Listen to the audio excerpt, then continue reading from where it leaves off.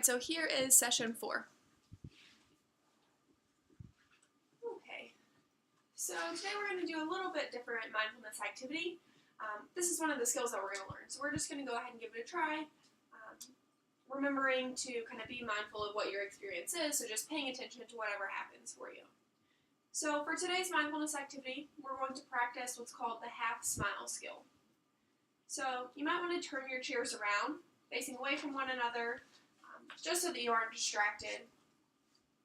And in your mind, rate your current level of distress. Somewhere between 0 and 100. 0 being the least distressed or worried you've ever been. 100 being the most distressed or stressed out that you've ever been. Now relax your facial muscles, from your forehead to your jaw. Pay special attention to your mouth, and gently and slightly turn the corners of your mouth upward into a subtle smile so that others might not even be able to detect it, but you can feel it. This is the half smile. Mindfully sit with this expression for the next 1 minute.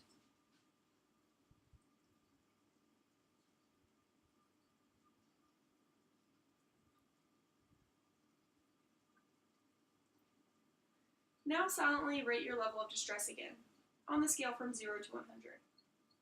Notice if there's a difference from your first reading. Okay, so what was that like? It did make a difference. It seemed like I wasn't stressed out whenever I had the half smile. So your level of distress was a little bit lower? Yeah, it's kind of funny how just changing our facial expression can make us feel a little bit better. That the distress goes down a little bit. Okay, so today we're going to read the fourth assumption. So we'll turn to it here. So number 4, people may not have caused all of their own problems, and they have to solve them anyway. What do you think about this one? I think that's very true. I think that problems are always caused by the people, and if it's not even caused by you, then you still have to fix it. Okay. Thanks for sharing. So last time we talked about the pros and cons list of acting on an urge versus resisting an urge. How did that go for you? Acting on an urge, I would probably make a decision that I wouldn't agree with after thinking about it. Just maybe I would overreact if I acted on an urge rather than emotion. So not very positive, I would say, of a reaction whenever I act on urge. Were there any times that you did act on an urge? Yeah. Okay. And other times that you resisted? Yeah. And it sounds like it turned out better when you resisted the urge, and it didn't turn out well when you acted on it. Right. Okay.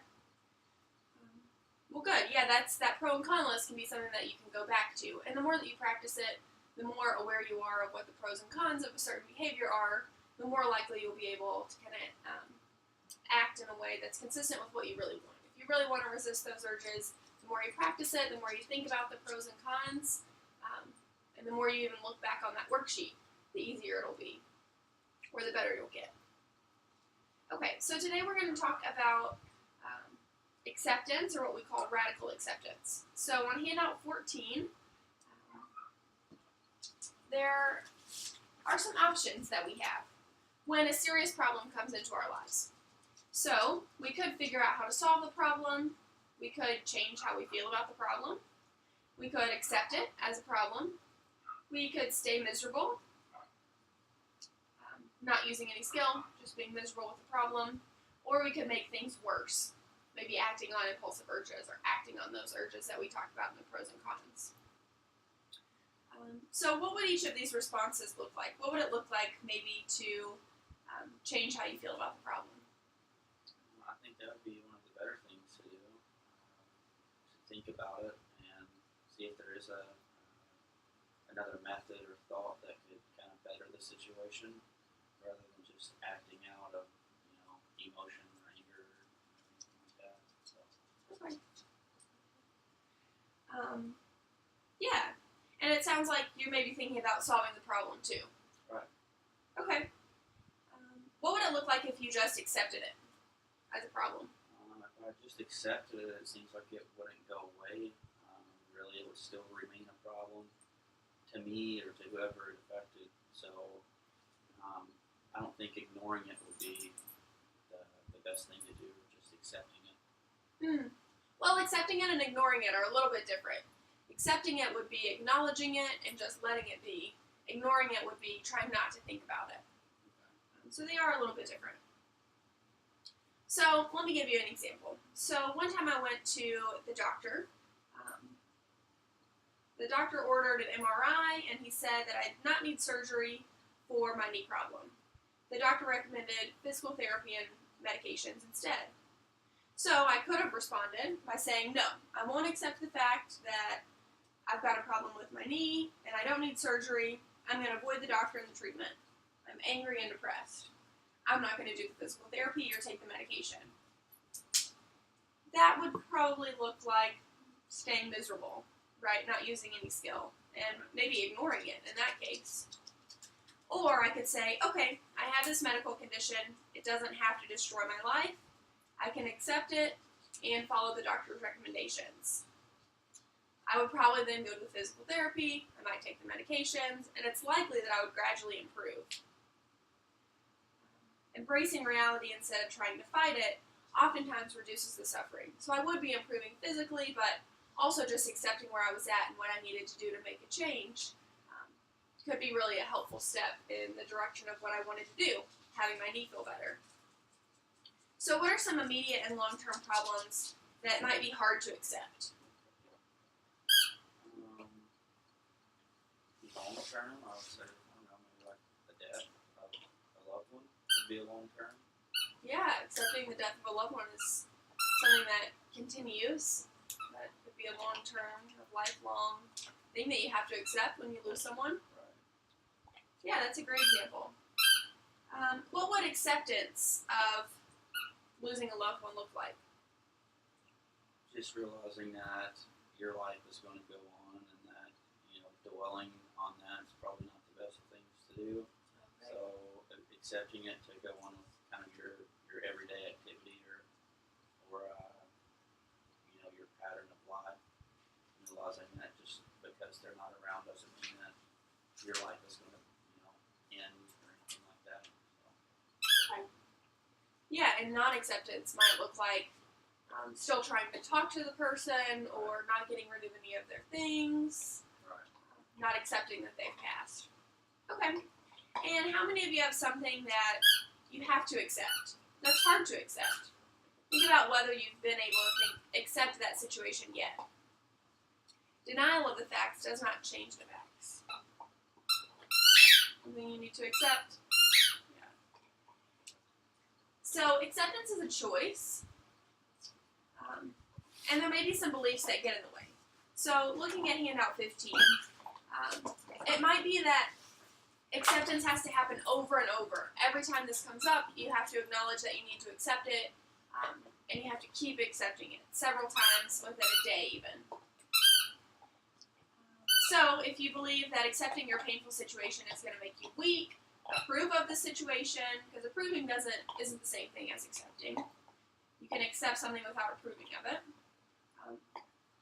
You won't be able to radically accept it if you just accept a life of pain or approve of what you think's going on. And there may be some emotions that get in the way. So again, acceptance does not mean approval. Seeing reality for what it is can convert suffering to pain so that you can cope with it. So just because you have pain doesn't necessarily mean anything. It's just that you have pain. But if you sit with it, if you don't like it, if you're trying to stay miserable or you're trying to solve the problem when there's no solution, then you're probably just going to be still feeling pretty yucky and suffering more. The pain's going to feel even worse. Whereas if you can accept it, maybe even make some changes, so accept where you're at and move forward with kind of what's important for you, you'll be able to cope with it and maybe even do a little better. So expressing your feelings in kind of a moderated way, thinking about, do I need to accept this situation, what can I do to solve the problem potentially, can help you get social support, so sharing this with people around you, and it can help you move forward instead of staying stuck where you're at. Often if we're not accepting of where we're at, we're not even recognizing it, so we just stay in the same spot. You're not accepting that you might be overweight, you're probably just going to stay where you're at. However, if you acknowledge it and accept it, and then move forward, you can make some healthier changes and lose weight, be a healthier person. So, all that to say, you might have to accept something over and over again, and it doesn't mean it's going to be easy. It's actually a really difficult thing to do. So the last thing we're going to talk about today is willingness versus willfulness. So willingness is doing exactly what a situation calls for, being effective, while willfulness is doing the opposite. So not facing reality, or not doing what's needed, or what a situation calls for. So maybe if you plan to wake up early to study, but you slept through the alarm, and you woke up 30 minutes late, crying, yelling, and pacing your room for several minutes, worried and upset that you didn't wake up on time. That would be willfulness. Because then you're spending your time upset, you're not actually getting to the point of studying, which is what you need to do for the test. So, to be willing, you might express your frustration briefly, shower really quickly, and then get to studying as soon as you can, so that you're doing what you need to do to be effective, even though you still woke up 30 minutes late. So you would have less time to study, and you could still do something to prepare instead of nothing. So think about a time when you were being willful. So you weren't doing what you needed to do for the situation. You just didn't even want to. So I had a test the teacher gave me, and it was of material that both myself and the teacher knew that I knew and was going to do on the test. Well, I was having a terrible day at my house, and I went home and took the test, and I wasn't really there mentally for the test, and I actually failed.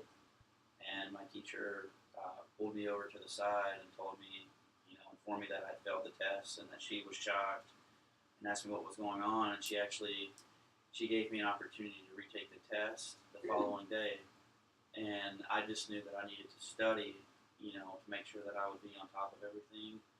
And I was so upset at myself for failing the test before that I couldn't even manage to study for the test that she was actually giving me a second chance on the next day. So that was pretty bad. Yeah, so you weren't doing what you needed to do for the situation. You were being willful. Whereas willingness would have been taking the test home and doing the test. Right. But it sounds like you had some emotions that were getting in the way. Yeah, so we'll talk about how to deal with some of those emotions later. But that's a great example. Thank you for sharing. So now we're going to review our question for the day. So here's the question. Jill is in an exercise class, and she's doing the aerobic jumps, and she moves just like the instructor. She is fully doing the task and giving her best effort with every move. Jill is likely engaged in willingness, willfulness, or denial. Willingness. She's doing exactly what she needs to do for the situation. So that's willingness. Great job. So for the homework, let's have you think about a situation today when you're being willful, so you're not really doing what you need to do for the situation, or you just notice that you're not really feeling like it, you're not giving your full effort and being fully engaged, and then a time when you're being willing. And notice what thoughts and feelings you have, how your body feels when you're in each of those states, when you're being willing and when you're being willful.